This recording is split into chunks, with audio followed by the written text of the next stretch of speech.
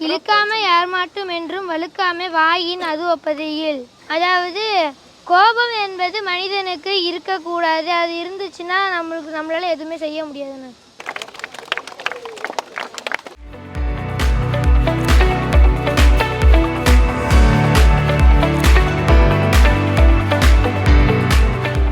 உறங்குவது போலும் சாக்காடு, உறங்கி விழிப்பது போலும் பிறப்பு.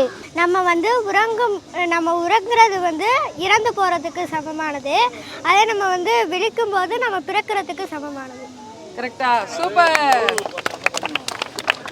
கண்ணின்று கண்ணற சொல்லினும் சொல்லற்க முன்னின்று பின்னோக்காச்சொல். ஒருத்தவங்களை பற்றி அவங்க கண் முன்னாடி நின்று சொன்னாலும் சொல்லலாம். ஆனால் அவங்கள பற்றி அவங்க இல்லாதப்போ பின்னாடி நின்று சொல்லக்கூடாது. பொய்யாமை ஆற்றின் அறம்பிற செய்யாமை நன்று. அதாவது பொய்யாமைங்கிற ஒரு அறத்தை மட்டுமே நம்ம செஞ்சால் போதும். இந்த மற்ற அறத்தை செஞ்சால் அதனால கிடைக்கக்கூடிய நன்மைகள் இந்த பொய்யாமைங்கிற ஒரு அறத்திலே கிடைச்சிடும்.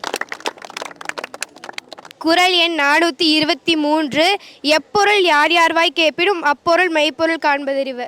இதோட பொருள் என்னென்னா, எந்த பொருளை யாராச்சும் ஏதாச்சும் சொன்னாங்கன்னா அதை உடனே நம்பிடாமல் அதனுடைய உண்மை பொருளை மெய்ப்பொருளை கண்டறிந்து அதை நம்புவது தான் உண்மையான அறிவு என்று திருவள்ளுவர் சொல்கிறாரு.